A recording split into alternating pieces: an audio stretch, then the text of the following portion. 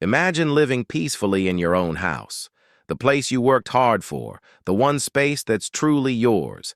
And then one day, your neighbors show up, claiming you don't belong there. What would you do if the people next door tried to evict you from your own home? That's exactly what happened to me, and trust me, it turned into a nightmare I'll never forget. It didn't start with something big. At first, it was subtle, almost unnoticeable. They would glare at me whenever I parked in front of my own gate, like I was trespassing on their property. They complained about noise even on nights when my house was completely silent, and sometimes they would deliberately block my driveway just to frustrate me. Then came the notes, crumpled pieces of paper left on my doorstep, full of rude words and warnings telling me I didn't belong there. I tried to ignore it, thinking it was just petty behavior, maybe jealousy. But then one morning, I opened my mailbox and froze. Inside was an official-looking letter that said I had 30 days to vacate my home. At first, I laughed in disbelief until I saw the signatures at the bottom. It wasn't from the government, not from the bank, not even from my landlord. It was signed by my neighbors. That's when I realized this wasn't just about complaints or harassment anymore.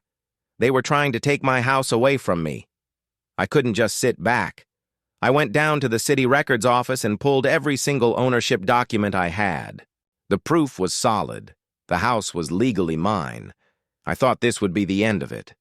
But when I confronted them and laid the papers right in front of their eyes, I saw something strange. Their faces turned pale, not with embarrassment, but with fear. That's when I discovered the real twist.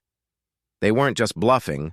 They had already filed a formal complaint to the HOA, spreading lies that I was a squatter who had somehow broken into this house and was living there illegally. That single move could have cost me everything.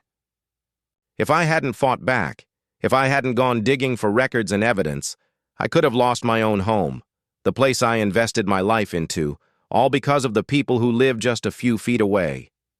My own neighbors, the ones who smiled, when passing by, were secretly plotting to throw me out and claim victory. So let me ask you this. What would you have done if you were in my place?